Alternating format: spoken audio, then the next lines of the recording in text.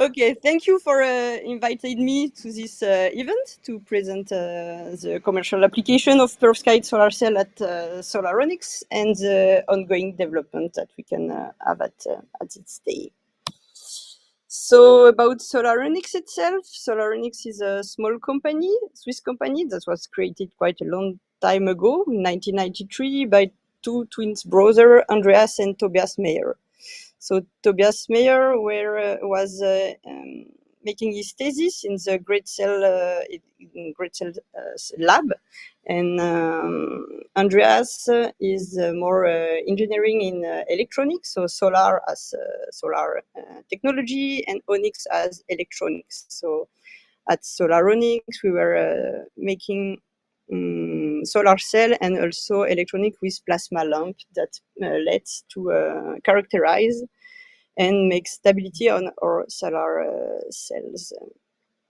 So we are developing all the components and materials that we are using in the solar cells, and we start with dye-sensitized solar cells, as was described in the previous presentation, in the 1993 till 2000. So we develop a small production line and our facility to be able to go from laboratory to prototype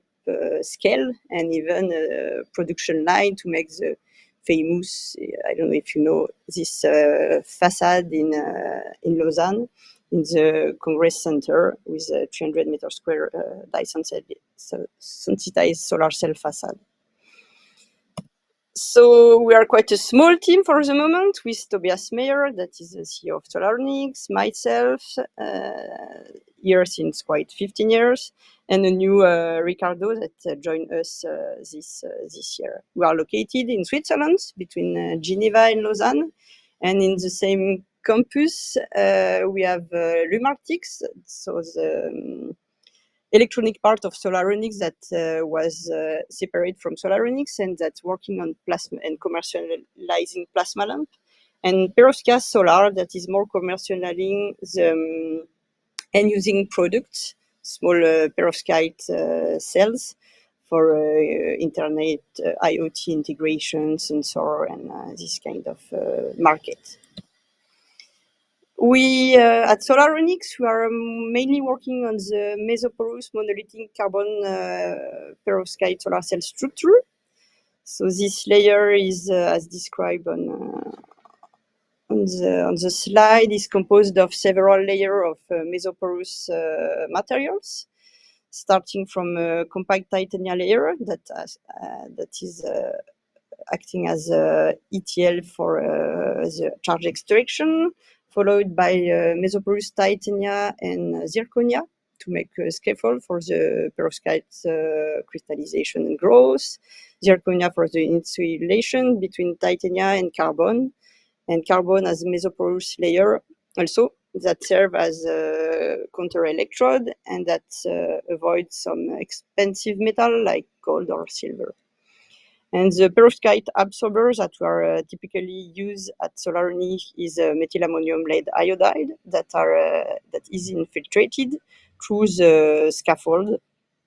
with drop cast or inkjet. For the fabrication process, everything is done with printing, so screen printing for the compact titania, all the mesoporous oxide and the carbon, firing between each layer, and then inkjet for the impregnation of the perovskite. The annealing process will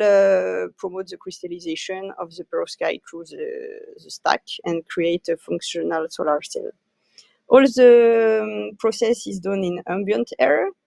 and the perovskite is selectively deposited only on the mesoporous structure. The key feature for this technology is that the mesoporous carbon layer provides a really good stability. The hydrophilic part of the carbon lets to avoid the ingress of moisture, and it's really a good barrier against UV degradation. We get some really good cells and module with more than 10,000 hours in there for stability, in their light soaking, and we managed to